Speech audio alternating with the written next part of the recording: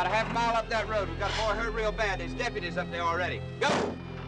All films are a positive experience to me because I look upon the whole thing. It's not a cure for cancer. It's, you know, it's the circus, and I love to play in the circus. So I'm almost never not happy to be on a set and being in the make-believe world. That's my favorite place.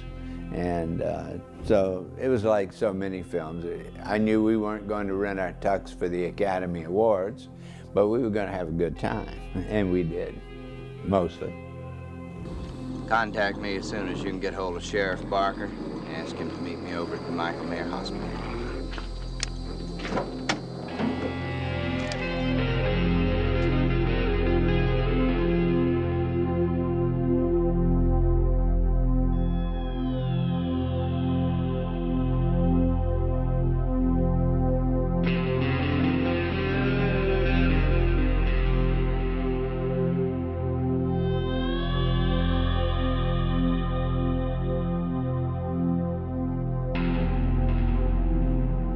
I managed to take on so many different roles in the period during the 1970s because I never met a film role I didn't like, and I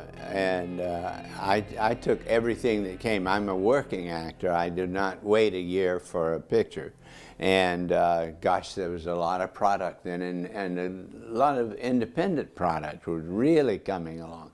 I came along before independents were really big. It was only Cassavetes, and then it opened up, and we had a whole lot of fun. Well, what can we do for the Sheriff's Department on a rainy Saturday night? How many units you got out? 4. When Charles B. Pierce, the producer, sent me a script, wasn't much of a script, but it had the riveting, in those days, the riveting story of the Texarkana hooded killer, which in those days was unheard of. Today it wouldn't even make the front page. I think he only killed about 4 or 5 people. It wouldn't make it today, but then it was a true terror. And I remember the terror. It was on the cover of, I believe, Life magazine. The people in the town sent their children away from the town because of the fear of this loose, slaughtering murderer. And there were no children in the town for like 2 years. Strowman Benson speaking. Yes, Mrs. Connor, this is Sparkplug. What's your problem? Charles B. Pierce was a complete wild man. Often didn't know what he was doing, but had the guts and the gumption to proceed forward and learn what was needed, and we had a hell of a good time together, chased a lot of women, and in between, occasionally we made a film, you know. Captain Morales? Yes, sir. I'm Deputy Norman Ramsey.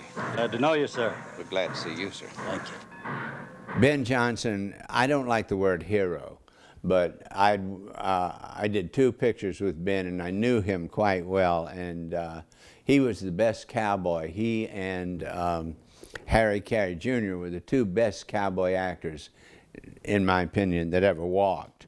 And he was the real deal. What you got on the screen was Ben. And he was a wonderful Oklahoma guy, raised out there, and man, could he cowboy up. And he had that great gift that's beyond acting. He simply, when he talks on camera or off, he simply tells you the truth. There is nothing around it. And that's a great natural gift that he had, and I just thought the world of him.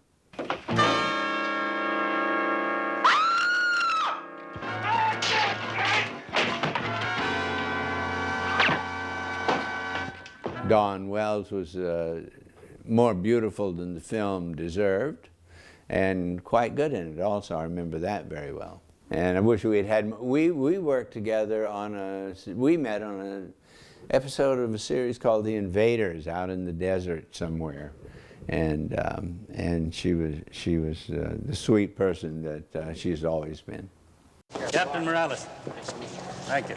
This is Chief Sullivan. Captain, we're certainly glad you're here. Thank you, sir. I have memories of the people of Texarkana and the fact that they were the sweetest people in the world. They were glad to have us there. It was fun. It's always fun to have a movie company come in because we're like a gentle marauding army, and everybody has a good time, and some people make some money, you know. So I have that memory.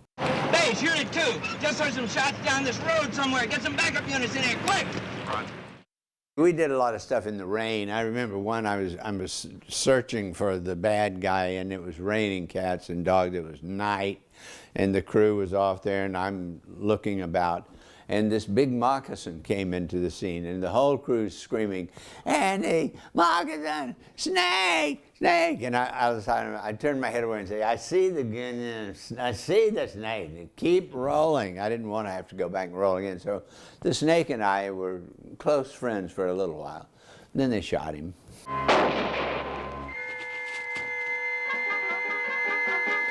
I wrote the last fifth of the picture because it didn't have an ending.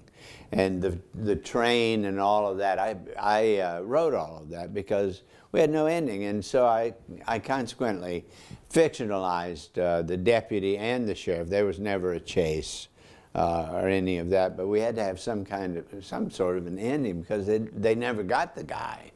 And I particularly remember the train sequence because both Ben and I were so hungover we could hardly turn our heads without fainting. And it actually added to the picture because we were very strained. That was a tough day. That was a bad day. We'd had a wonderful night, I was told. Damn! I think he's done it to us again.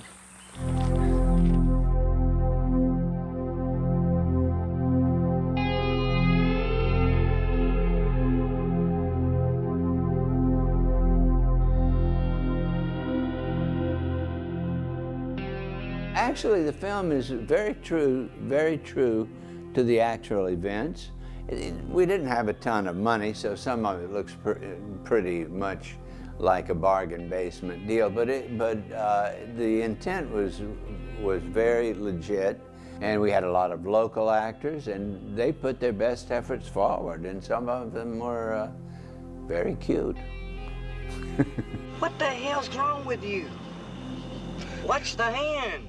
The film is a cult classic, and I'm not surprised, I'm shocked that it is. I'm shocked at all the films, so many of the films that I did are now called cult classics.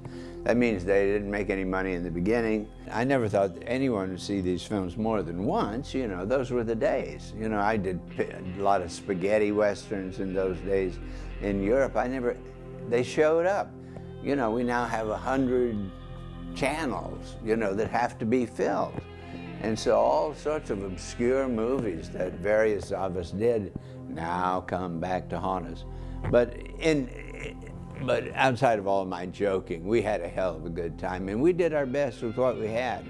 And I'm not unhappy with that.